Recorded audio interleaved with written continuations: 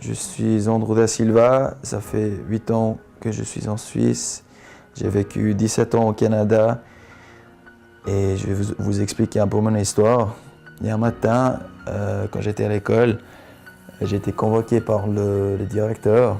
En arrivant là-bas, j'ai vu mon frère en pleurs. Il a dû m'expliquer que, en fait, ma mère était tuée dans un accident de voiture. C'était un moment extrêmement difficile, surtout quand on reçoit ce genre de nouvelles de son propre frère, quoi, son petit frère. Et puis voilà, à partir de ce jour-là, ça a un peu cassé la famille, complètement. Vu que mes parents ils étaient divorcés, mon père est venu depuis la Suisse jusqu'au Canada pour venir nous chercher.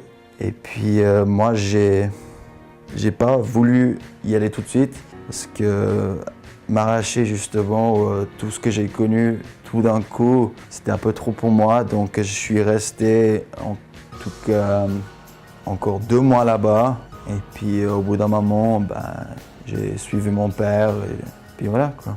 Pendant que j'étais là-bas justement, ce qui m'a vraiment plu dans la musique, c'était le rap. Mais vu que j'étais pas trop bon dans le rap justement, je me suis dit que peut-être que je pourrais créer de la musique hip-hop de A à Z, vraiment chaque détail, quoi. Et puis j'ai commencé par un programme qui était gratuit que j'ai trouvé sur internet, qui permettait justement de coller des échantillons, des instruments virtuels ensemble pour faire une chanson. Et puis ça donnait vraiment toutes les possibilités. Et puis je me suis vraiment plongé là-dedans parce que ça me permettait de m'exprimer, parce que j'étais quelqu'un d'extrêmement timide. La musique me permettait justement de dégager toute cette colère, toute cette dépression, si vous voulez.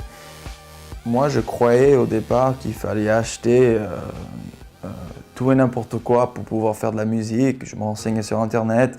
Il y avait des synthétiseurs un peu différents des autres. Il y avait énormément de choix, en tout cas.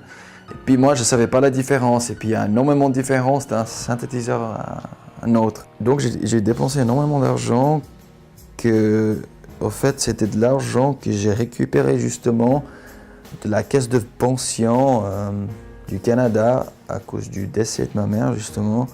Donc pour moi, je me disais que cet argent, j'ai investi dans quelque chose qui me permet d'exprimer ce que j'ai perdu en fait.